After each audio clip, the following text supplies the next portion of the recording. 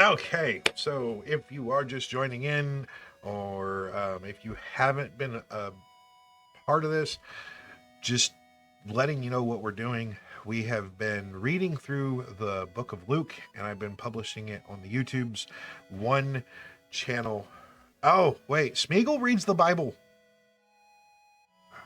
Smeagol reads the Bible. Okay, Smeagol reads the Bible.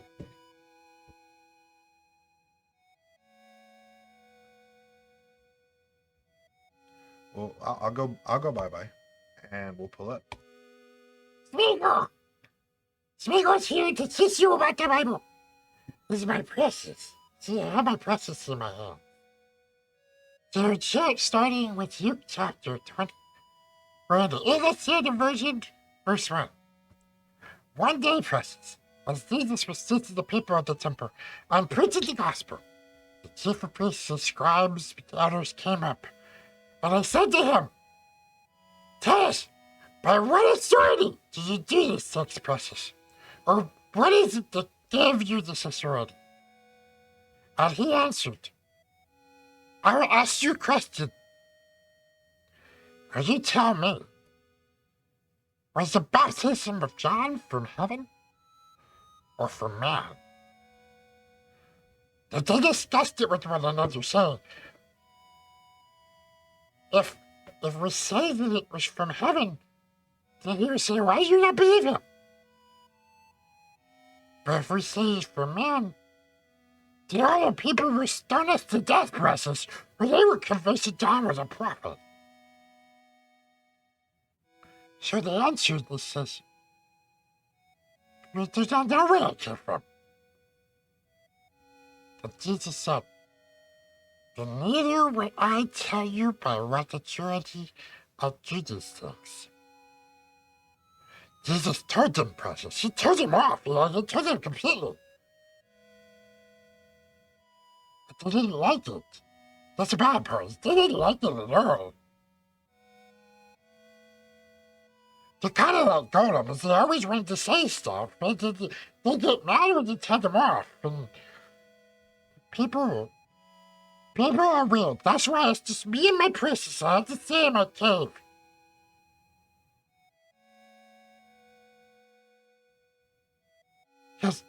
Because people gonna mess with you. People could cause problems, and it's bad. All I need is my precious. Precious. Precious. I love my precious. It's so precious.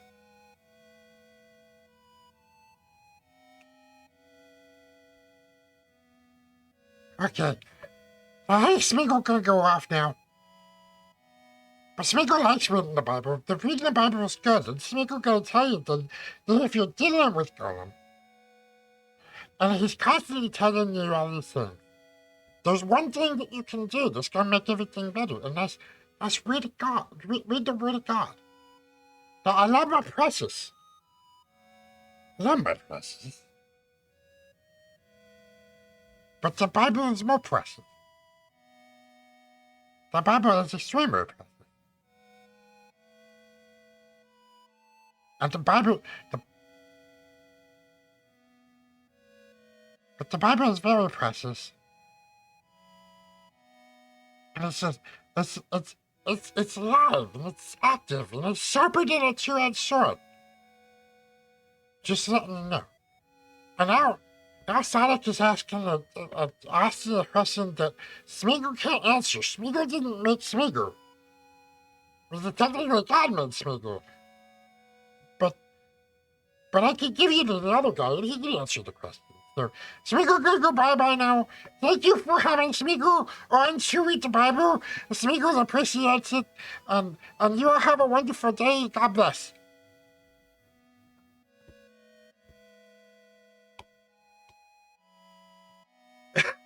Include this as a highlight for YouTube. Yeah, I could.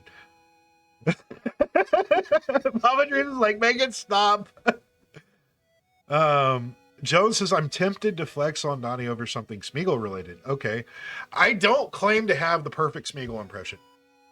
Honestly, I don't think that my Smeagol impression is all that great. Um, but I don't know. It's like the little PNG tuber. That plus, you know, the voice. I think, um, I think it works out pretty well. To answer your question, Sonic, kind of. I used the pretty much the exact same prompt that I did for my other PNG tuber, but I had it do Smeagol, and that's what it came up with. And I go in and made a few changes, cut out the background, so it wasn't technically me. It was technically being create, but then I made the prompt, so yes, but not quite. If that makes any sense. Um, okay, so what's the flex, Jones? I'm curious.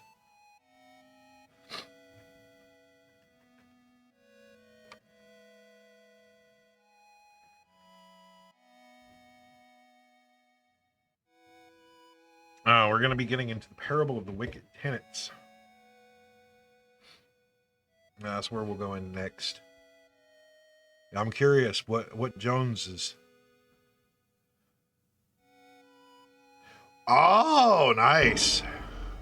Hello there. Hello there.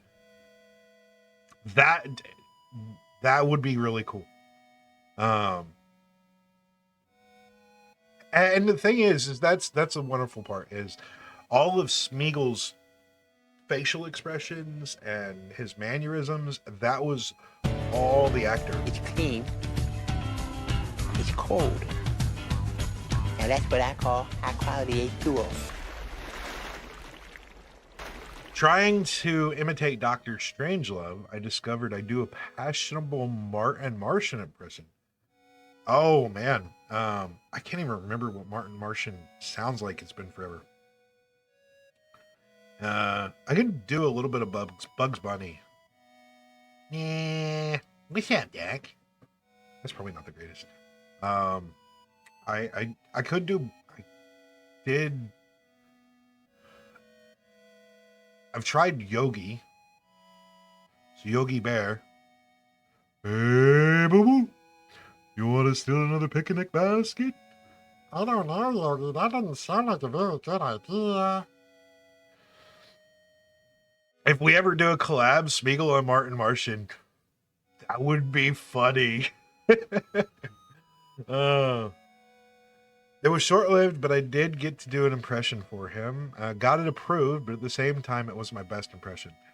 Out of all of the times I do it well, I falter in front of Annie. Yeah.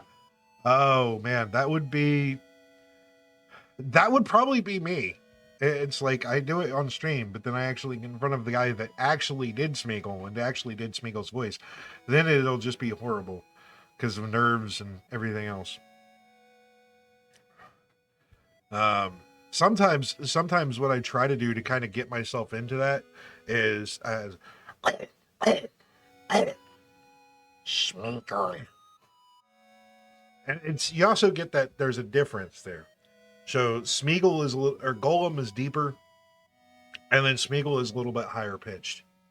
So, and there has been times that I've done it before, and I'll probably have to do it again. It's when I get Golem and Smeagol arguing, and I'm technically arguing with myself. That's when the fun starts happening. Or, I think there was actually one time that I was doing Golem, and then I went to Smeagol, and I literally had Smeagol rebuke Golem on stream from the I did get dehydrated just standing in there. Like, throat was a bit dry and kind of cracked. Yeah, that'll do something, definitely. Elmer Fudd. It's been a while.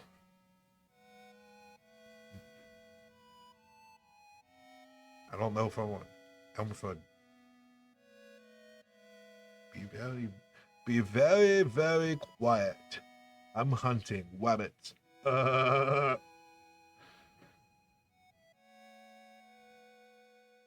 Or Woody Woodpecker. Okay,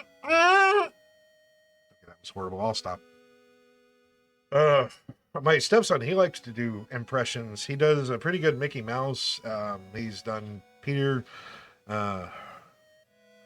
What was Peter's last name from Family Guy? Why is that just gone?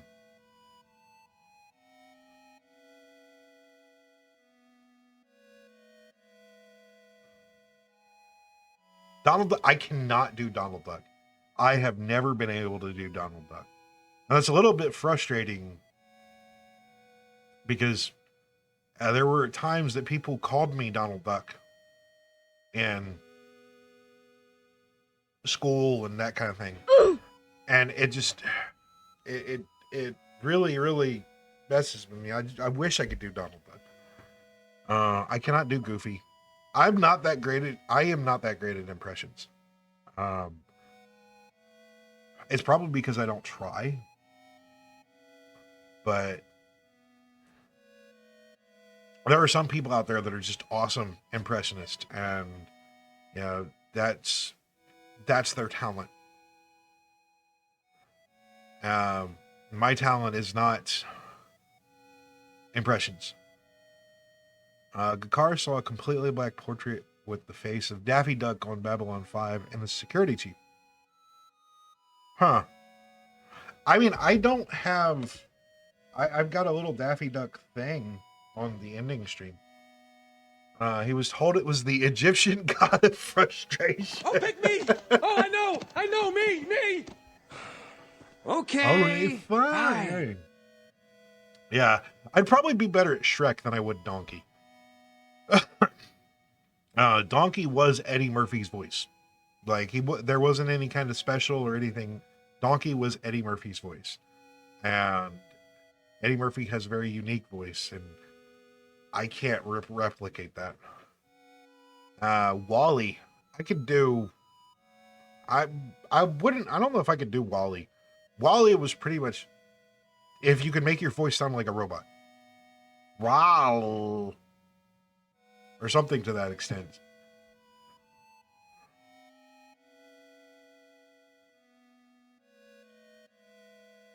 Or Eve. I don't even remember Eve. Then there's Stitch. Oh. Stitch is actually not far from Smeagol, truth be told. Because it's high pitched and it's kind of gravelly. And I can do that pretty well. I can do that pretty easily. I might be able to do a Stitch if I tried. Jones is like, yeah, very close. So I don't think Stitch would be hard. Highlight and title voice impressions. There you go. In the middle of a Bible reading of all things. This is how crazy stream is. Once again, I said, I'm unique and I'm kind of crazy and I'm a little unhinged and I'm a little emotional. And once again, I'm a nut. My life don't ever get in a rut. The head on my shoulders is sort of loose, and I ain't got since God gave a goose. Lord, I ain't crazy, but I'm a nut. Anyway, that's going to be a very, very interesting, very interesting start to this chapter. I had somebody say, I had a comment on, I think, Luke chapter 16, and it said, random dude with a Bible, or Donnie Dreams equals random dude with a Bible. Ain't gonna fly, man. Take care. And I responded, technically, it's not a Bible. It's Bible Gateway, and that's on PC. So no, it's not gonna fly very far. But if I had a trebuchet, I bet it could get some air that way. And so I got no response. It goes back to the original trebuchet. It's basically a giant catapult. It's a specific type of catapult that uses a counterweight to make it go even faster and fly even further. So, yeah, a trebuchet would be a really good way to make a random dude with a Bible fly. It's not going to fly per se, and the fact that it will be falling gracefully, I think is the way that Buzz Lightyear rephrased it.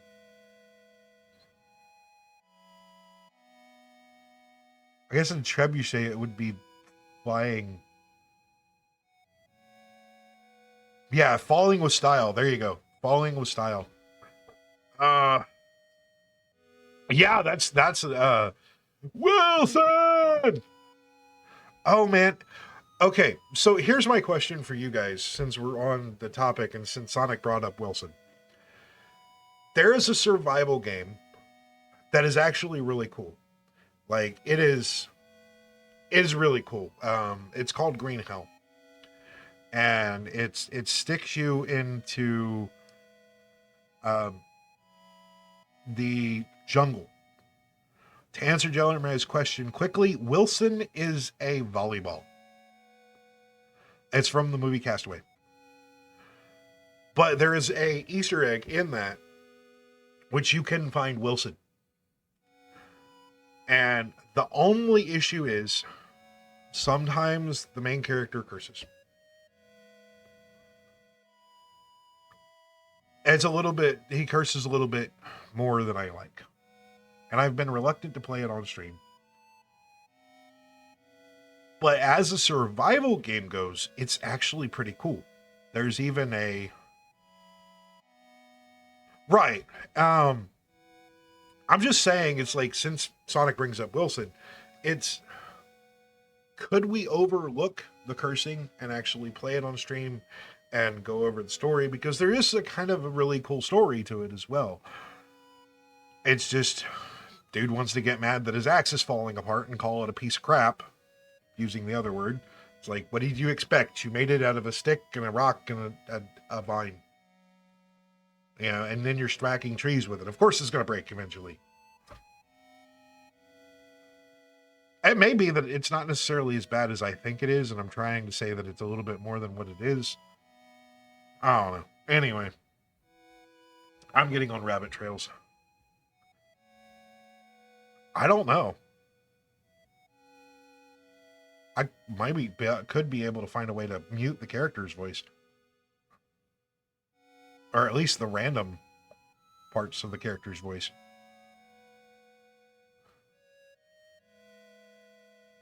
And that's another thing, is like,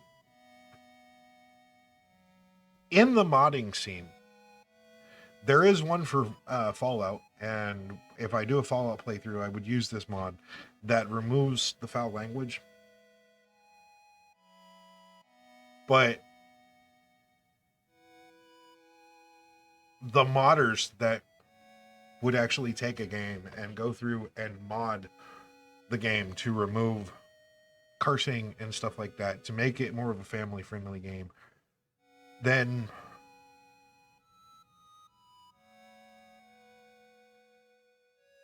that's definitely something.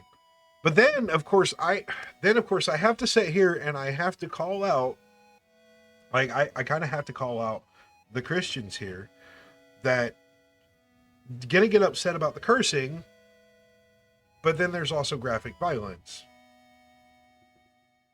So, but we're okay with the graphic violence, but we're not okay with the cursing. It's a double-edged sword. Or we can say that we're okay with, you know, graphic violence, but we don't like sexuality or nudity. And yes, there are some things in secular society that can be overly so. Like, as I said, one of the reasons why I won't play The Witcher is because it's forced into sexual scenes, and I don't like that. There's no ability to really skip. You can, you know, skip the cutscene by pressing A, but it still is the fact that that's part of the story. What's wrong with just fade to black? Why did you have to put that in there? So, you know, that's the issue with secular, you know, like in the secular society and stuff. Chad has now heard 11 trains this month. Another train is coming out. Long black train. When is a matter of much debate, yet even Peter spoke of the last days. Repent, believe the gospel. The gospel is this. It means good news. Bad news that we've all fallen short of the glory of God. Yet Christ was a redemption for our sins. He paid the price to redeem mankind from a slavery to a sinful nature. Turn from that long black train and turn to the perfect Lamb of God. Jeremiah says, I'd like to create survival scenarios with ChatGPT. I told it that I had been transported to the Carboniferous period and I needed help surviving, and it helped me figure out how to survive and keep my spirits up and not die. That's an interesting one. The last question that I actually posed to ChatGPT, we were discussing specifically the early church fathers, the Bible, and the Reformers' view on baptism. And I will say that it's not as cut and dry as people make it. Yeah. I did. And it was the fact that I was also doing various research myself.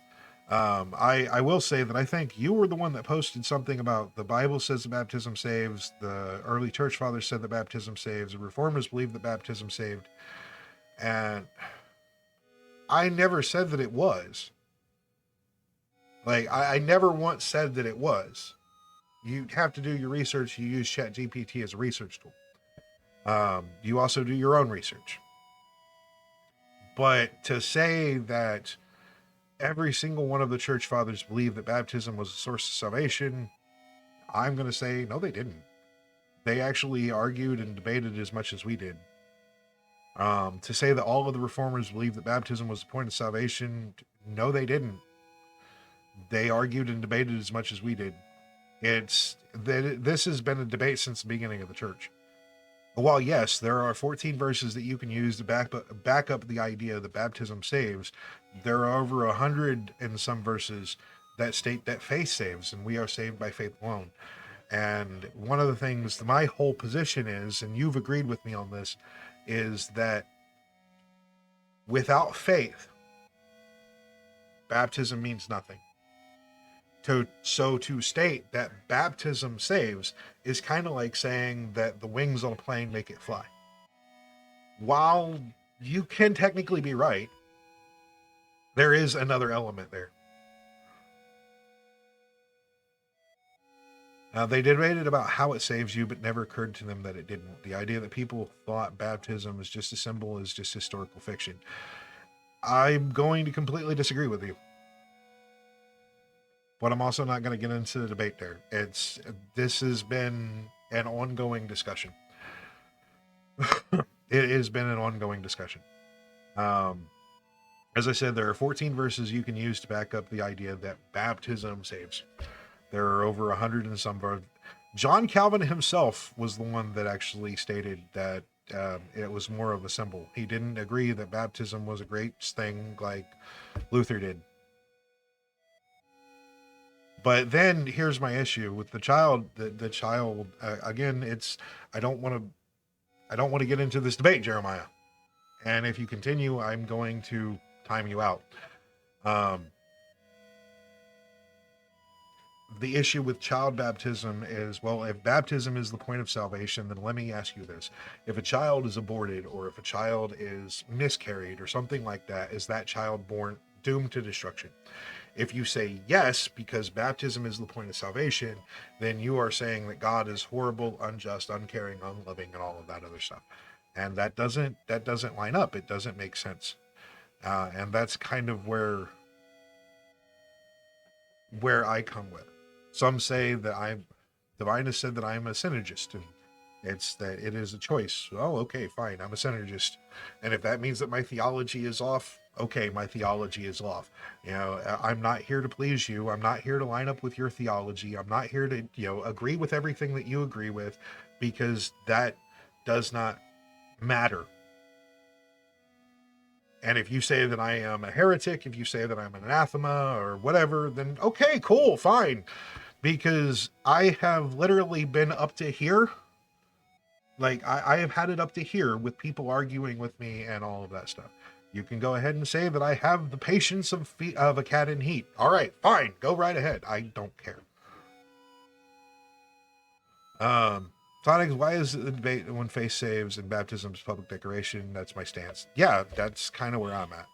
But some people will get mad. Some people will, this is my hill to die on. And, well, guess what? The Pharisees didn't line up with Jesus. The Pharisees wanted to know what authority did you say these things? Is ask you a question. Okay, answer me this. Then, oh, we can't say that. All right, then I'm not going to tell you by whose authority I do these things. You know, just because you don't agree with me or just because I don't agree with you doesn't mean we can't be friends. But that's the world we live in. It's, if I don't agree with you, then, oh, you're a heretic, you're a false prophet. All these things. I never claimed to be a prophet.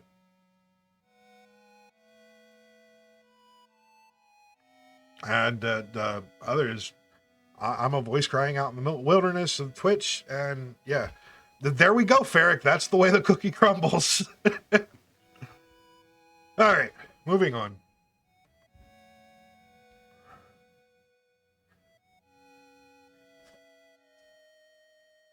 Verse 9. And he began to tell people this parable. A man planted a vineyard and let it out to tenants, and went into another country for a long while. When time came, he sent a servant to the tenants, so that they would give him some of the fruit of the vineyard. But the tenants beat him and sent him away empty-handed. And then he sent another servant. But they also beat him shamefully and sent him away empty-handed. Can we say that this is the people that want to argue and debate and call people out on Facebook and call them a heretic? Maybe. He sent yet a third. This one they also wounded and cast out. Then the owner of the vineyard said, "What shall I do? I will send my beloved son. Perhaps they will respect him." But when the tenants saw him, they said to themselves, "This is the heir. Let us kill him, so that the inheritance might be ours." And they threw him out of the vineyard and killed him. What then will the owner of the vineyard do to them? He will come and destroy those tenants and give their vineyard to others. When they heard this, they said, "Surely not." But he looked directly at them and said, "What then is that is written? The stone the builders rejected has become the cornerstone. Everyone who falls on that stone will be broken to pieces, and if it falls on anyone, it will crush him." And I will say that when we actually read the Bible and we get this understanding of who Christ is, sometimes it can crush us. Oh, what wretched man that I am. As I said, there you go.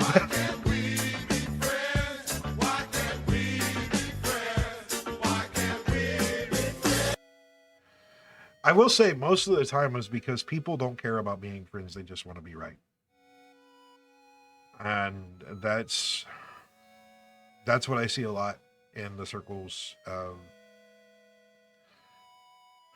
church, of Christian Twitch, of Christian content creation. You know, the people that want to take the time to become a keyboard warrior, you know, but I must defend the faith. It's not worth it. It doesn't do anything. Honestly, it just breeds hurt. I was talking to Conroy. Conroy was in here earlier. He said, a lot of brain rot today with that Superman teaser trailer, but now Bible study. I didn't see the Superman teaser trailer, and I don't know if the Superman teaser trailer would be brain rot. If you're watching a stream where some kids are arguing and playing with a gun in Mexican and you don't understand Mexican, that might be brain rot. Skibbity toilets, definitely brain rot.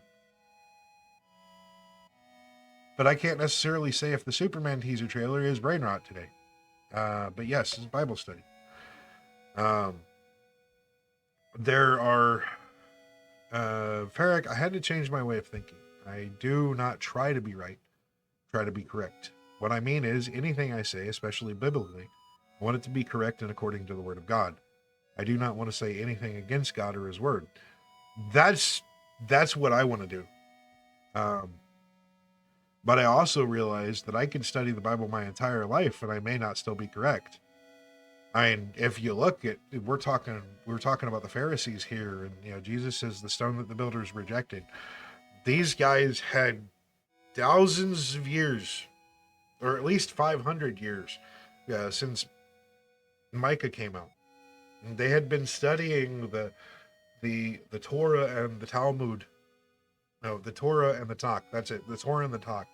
They had been studying the Torah and the Tanakh for over 500 years, and they got it wrong. So you can be a student of the word. Yeah, that's what I said, the Tanakh. Never saw those movies I mentioned, so it's not okay. Give it a few days before trying to explain the super dancer. I'll check it out. But that doesn't change what I had said. We think that being controversial, we think that being, hitting the trending topics or getting into these debates, it's going to do something for us. A lot of people are, well, I got to do this. I got to do this. I got to do this. I got to do this. We focus on the works, but it's not about works. Paul said that all my righteous deeds are nothing but filthy rags unto the Lord. So if you get on Facebook and you say, well, I do this, I go to church every Sunday and I serve in the choir and, I'm on the worship team and I've gone to seminary and I got my Master of Divinity and I have all of these various things and various accolades, that basically amounts to you grabbing your dirty laundry and waving around. Look at me. I'm so special.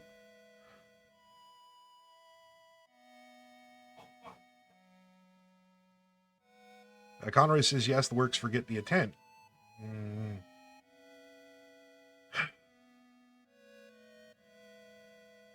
Yes. And I will say yes, that James says faith without works is dead. But we go, I think when we grab that verse and we throw out that verse, then we're taking that verse out of context. The context of that verse is if a man comes in and is hungry and cold, and you say that I'm going to pray for you, then that does absolutely nothing for him.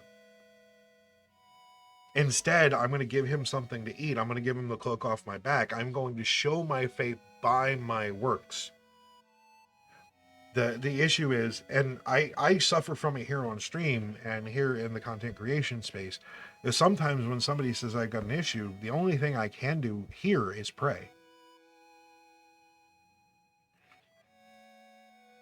Jeremiah, Hebrew letter indicating Naveen and Ka. Okay. It's fine. I don't need a Hebrew lesson. I just know that the first 5 books is the Torah, and then the Psalms and Proverbs and the prophets are the Tanakh.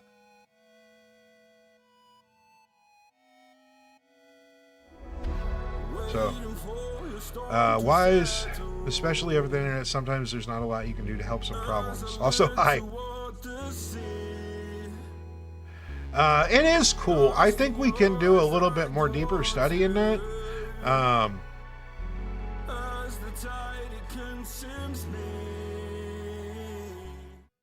So, okay, ta, na, ka.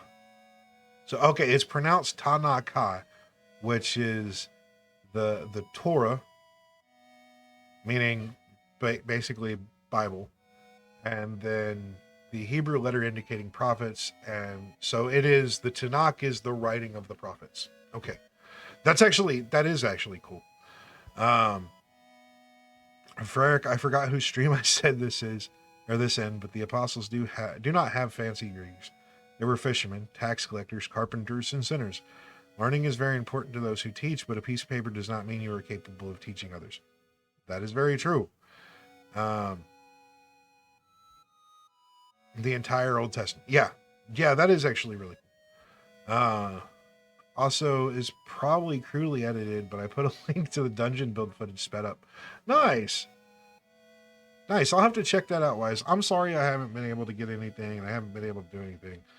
My mind has been kind of going over situations, and I was not able to sleep. I didn't get to sleep until like 3 o'clock. And with the sound removed, that's a good one, because then I can just put in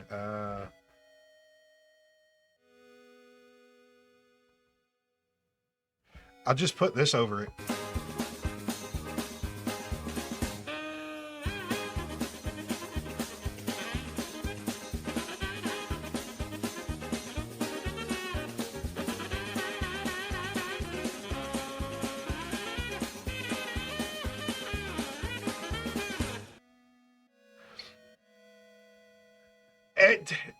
It is copyrighted, but it is so old that it is in the public domain now. That's like from the 1950s or 1940s. That is old.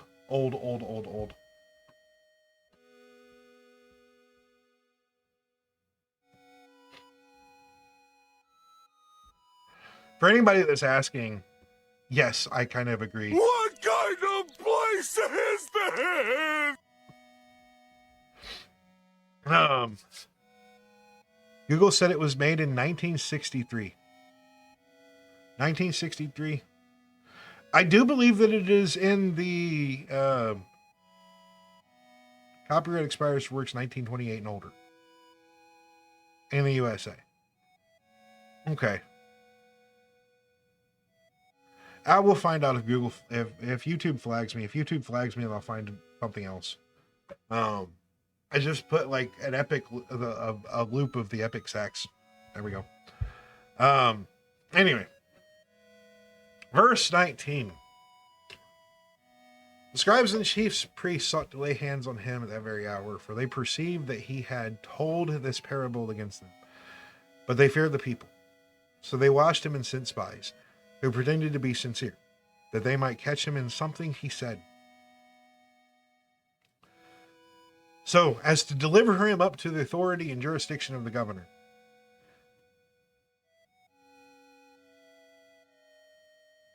I'll check that out, Wes. I do appreciate that. If you want to shoot me a link or put it in the creator chat in Discord, I will check it out. If you've got like a playlist or something that I can look at. All right. So the scribes and chief Pharisees sought to lay hands on him at that very hour. So when you say lay hands, it can be used in a non-praying way.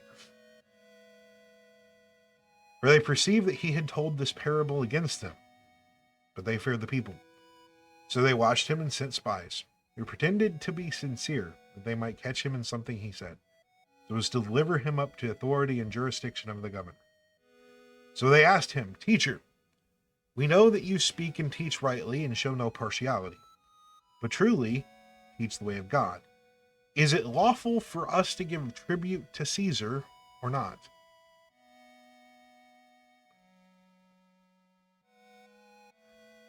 Jeremiah, as we do laying on of hands for installing new ministers into the clergy. Yeah, but as I said, I'm going to lay hands on you, but I don't mean in the praying way. We're talking about making that a t-shirt. They asked, Teacher, we know that you speak and teach rightly and show no partiality, but truly teach the way of God. Is it lawful for us to give tribute to Caesar or not? But he, Jesus, perceiving their craftiness, said to him, Show me a denarius. Whose likeness and inscription does it have? Show me a coin. Show me a dollar bill. Whose likeness does it have? And they said, Caesar's. He said to them, Then render unto Caesar's what is Caesar's, and to God the things that are God's. They were not able in the presence of people to catch him in what he said, but marveling at his answer, they became silent. One of the things is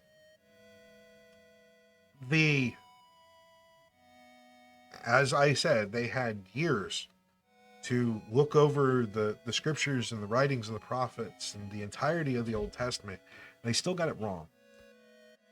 Today, the Jews still have it wrong. They think that the Messiah is going to be a worldly power. They think that it is going to be a kingdom that is going to deliver them from their persecutors.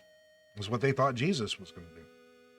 And when he didn't, that's when they started to get frustrated. It's like, we thought you were going to deliver us from Rome, that you were going to install Israel as its rightful kingdom, you know, but that's not it. That was not what any of the prophets were taking. You know, we can go into Isaiah 53.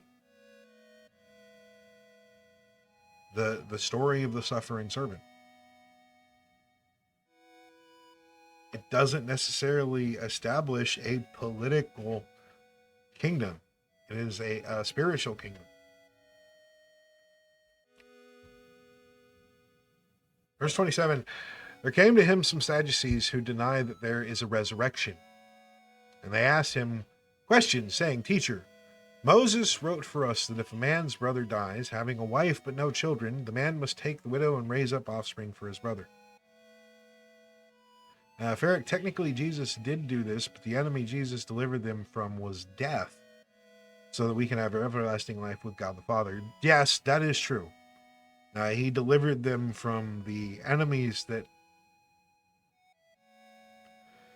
they didn't understand, or the enemies that they did understand but didn't necessarily think. You know, the Sadducees here denies the resurrection, denies that there would be a resurrection.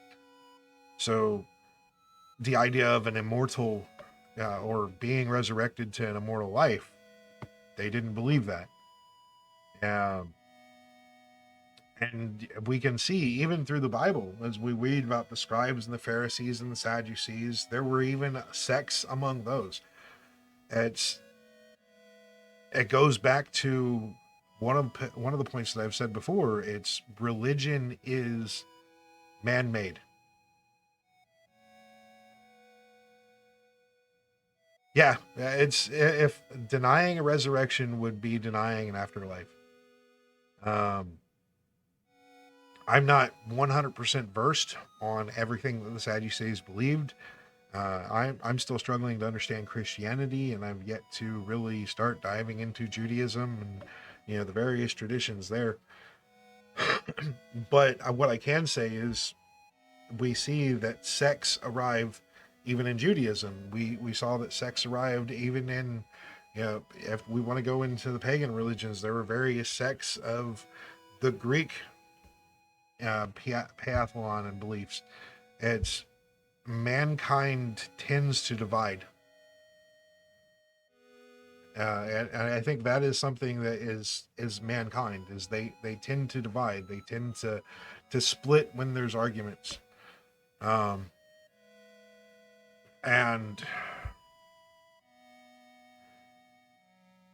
it's kind of sad because, as Jesus says, the house divided against itself will not stand.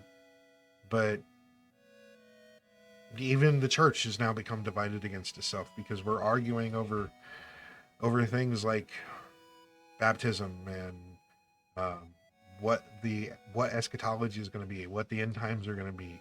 There are people that want to try to figure out the exact date and all of this other stuff, and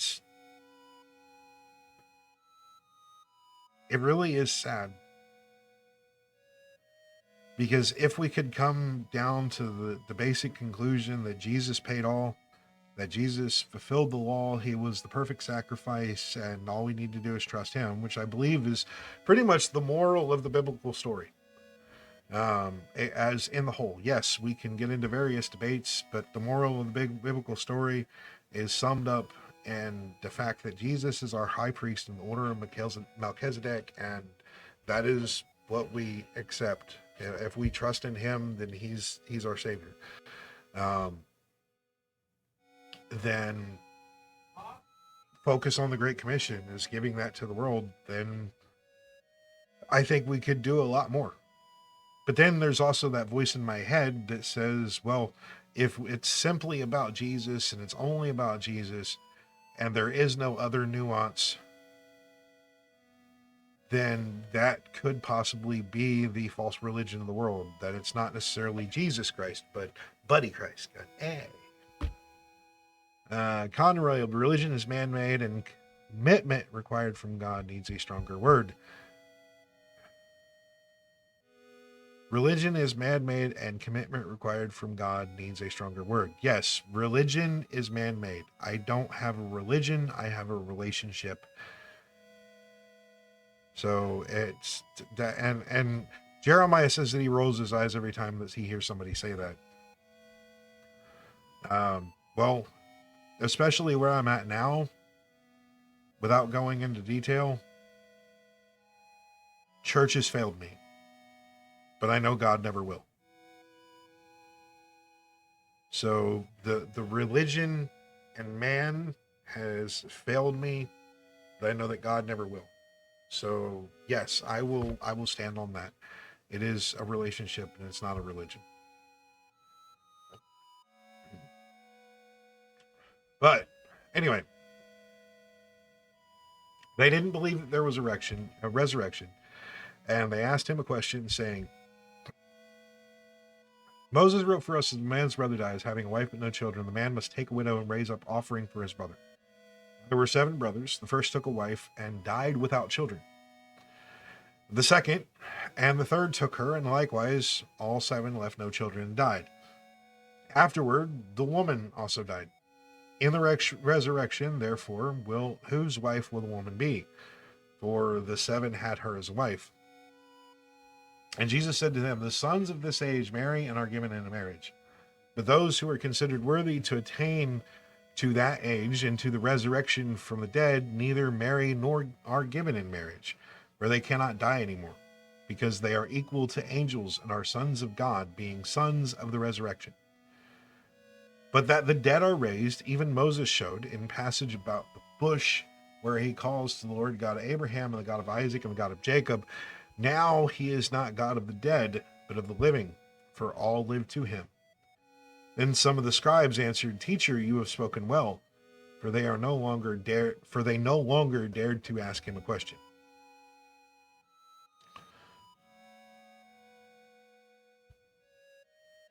Equal to angels. I thought angels had authority higher than us. Oh, dude, you need to go into that is definitely unbiblical.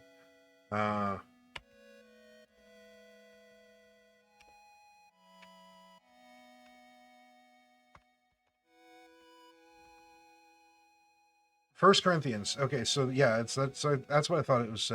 I knew it was there. I just couldn't remember book, chapter, and verse.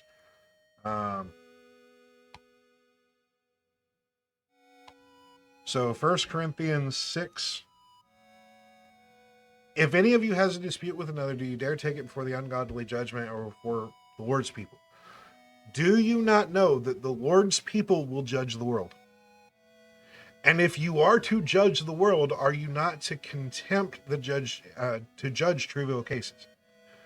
Verse 3, do you not know that we will judge the angels?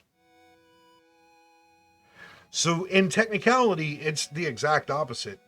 Our authority as the elect, and that's another discussion, but our authority as the elect is we are going to be the ones that are going to judge even the very angels themselves.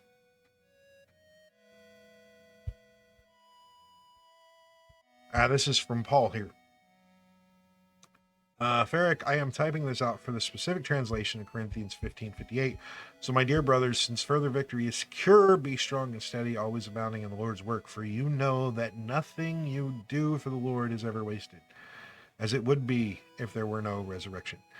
Right, and that's, as I said, it was a sect of Judaism that did not believe in the resurrection, and they kind of wanted to call Jesus out and find a way to call him out. We as Christians do believe there will be a final resurrection. We're debating on when exactly that will be and how exactly that will be.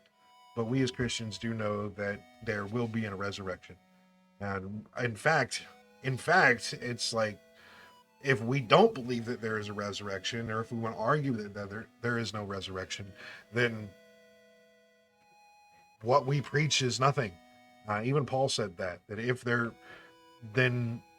is no resurrection, if there was no resurrection from the dead, and if Jesus did not actually rise from the dead, then everything that we preach is null and void. So then there's the discussion of people will say, oh, there is no resurrection. You have no proof that God actually did this. Okay, yeah, fine. What about the fact that all of the apostles, except John, went to their death for this belief? What about the fact that they were completely spread out? They were not having any kind of talk or anything like that. And if they were actually lying, it would have been very, very easy for their whole story to fall apart. And then there's also the fact that people have been martyred throughout the ages for this. We could say that, people are martyred for Islam. Yeah, that's true. People do martyr themselves for crazy beliefs. But if it was, especially the apostles, if it was, they were simply trying to create a new religion, it wouldn't have gone as far as it did. We don't tell the angels what to do, only God can. I'm not saying that we tell the angels what to do. I'm saying that we will judge the angels. And that is scripture. Like Psalm 8:3-4, when I consider your heavens, work of your fingers, the moon, stars, which you have set into place, man, mindful are the Son of Man, you came for him. The way the story of everything plays is now one of the major reasons I still believe. Yeah, Cold Case Christianity by J. Warner Wallace. I've still yet to read through the whole thing, but in just the few first chapters of the book, it kind of solidified my faith. Which, I mean, it was solid before, but Sonic is blowing up chat with verses. What is a man that you are mindful of, the Son of Man that you care for him? You made him a little lower than the heavenly beings and crowned him with glory and honor. You made him a little lower than the angels. You crowned him with glory and honor and put everything under his feet. I'm putting everything under him. God left nothing that is not subject to him. Yet at present we do not see everything subject to him, but we see Jesus, that was made a little lower than angels. Now crowned with glory and honor because he suffered death, so that the grace of God he might taste death for everyone. Okay, yes, mankind in the scheme of things is lower than the angels. Where we're at right now in the sinful flesh is lower than the angels. But are you going to argue with this right here? 1 Corinthians 6 verse 3.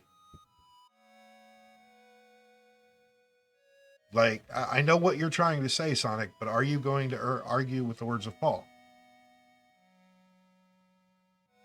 Which states, do you not know that we will judge angels?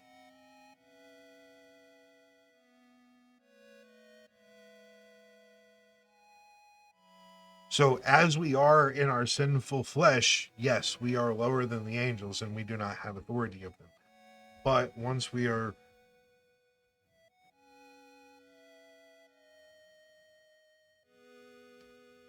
this was Thomas's entire life subject.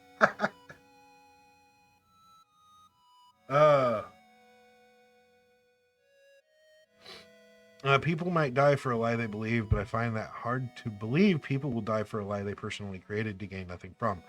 Yes, that's the key. It's what did they gain for creating this lie? There was no motivation to create a lie. There was no motivation to lie about it. It was simply, okay, are you going to continue the lie or are you going to die? If it was a lie, I do not see them actually continuing that, especially when the fact that many of the apostles were separated by hundreds, if not thousands of miles, and there was no any kind of communication between them.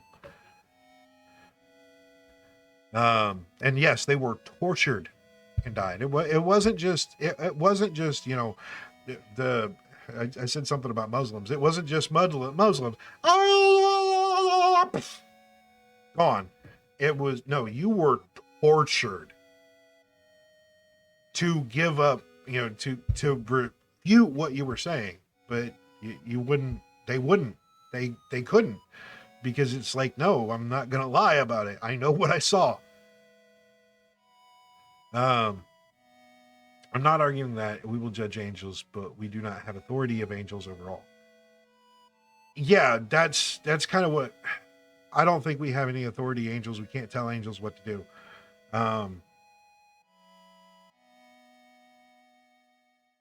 But I don't know. Anyway, we've got into a super rabbit trail. Super rabbit trail.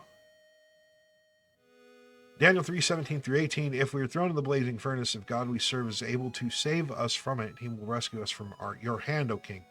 But even if he does not, we want you to know, O king, that we will not serve your gods or worship the image of gold that you have set up. And I think that that's really what's going to boil down to, like, what is going to happen in the Antichrist and all of that. The way that Revelation is kind of pushed and the way that Revelation reads is it kind of sounds like it is going to be a Babylon scenario, especially with the whole statue thing. And that's what really gets me, is the whole statue thing. It does sound like it's going to be a Babylon scenario, and the people that are not going to have the mark of the beast is going to be the people who take the realm of Shadrach, Meshach, and Abednego, or as Medea would say, Shadrach, Meshach, and Abednego.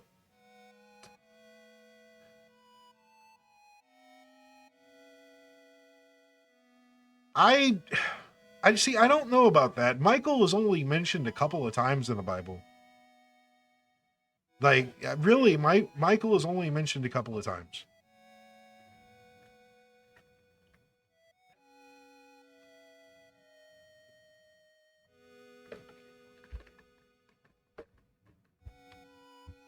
And then we extrapolate from that couple of times this whole theology about Michael being an archangel and you know, a bunch of other stuff.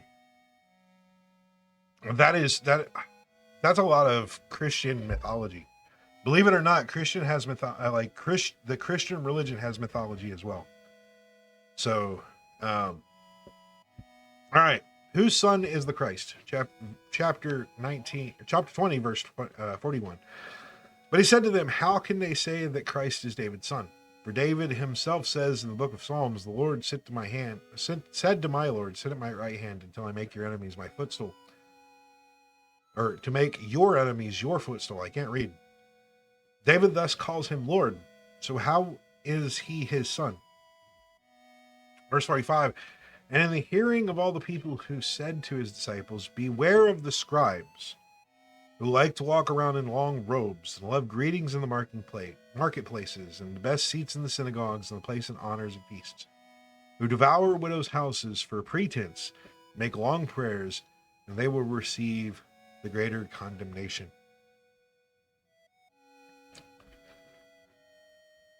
It says, be wary of the people that try to make themselves look good.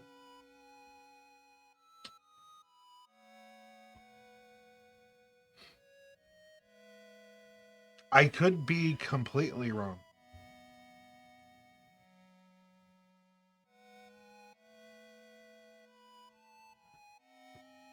But the fact that I am raw,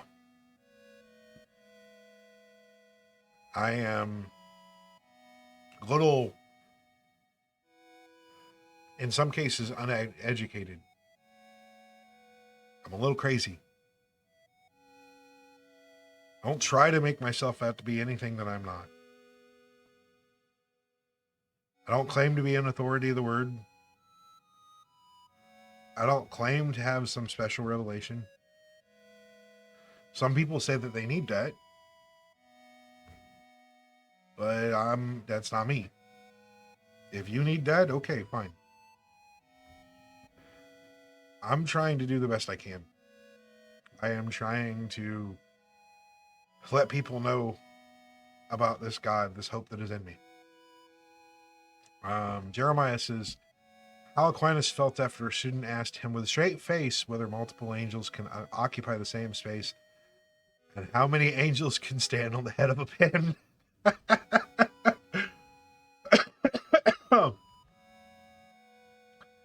Oh, how Aquinas? So this is Thomas Aquinas. So like, well, that kind of goes into the idea that there's always going to be that one dude. There's always going to be that one dude that is going to try to push the buttons. A student actually asked him that in a university Q&A. Oh, I believe it. I totally believe that. If you listen to Frank Turek, if you listen to Cliff Kneckel, the questions that are posed to them, I'm not that good at cooking people. Yeah. Yes, this is the way Aquinas was.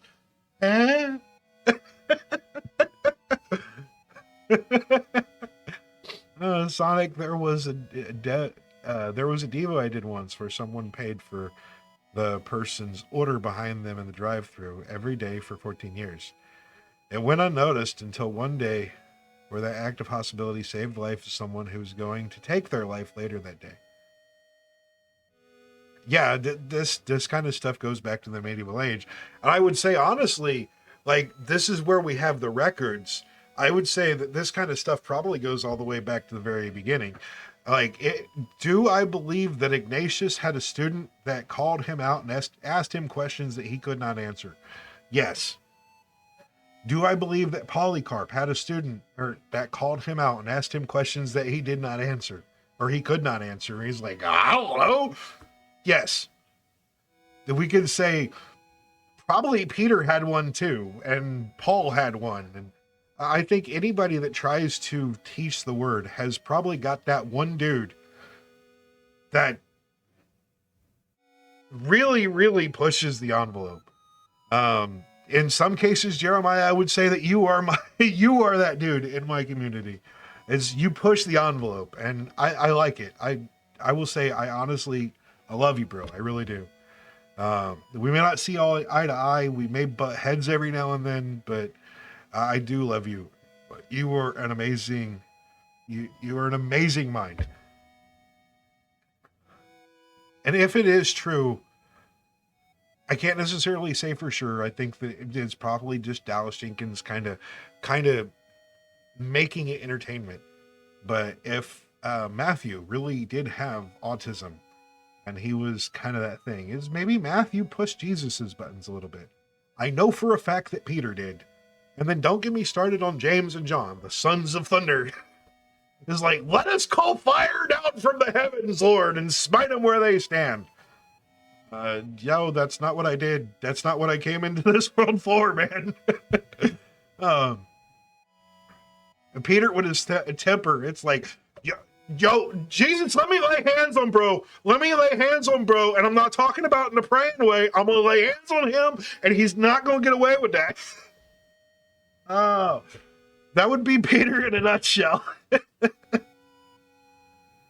I will say one thing. Yes, I am. Maybe I am a little laid up.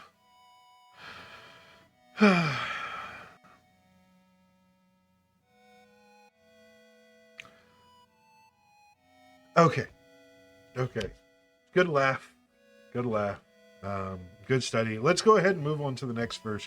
If you are here on YouTube and you've gotten this far, if this content has blessed you or has made you smile or something like that, even though I am a random dude with a Bible, I do believe that we can have church in many ways. We can find God in many ways.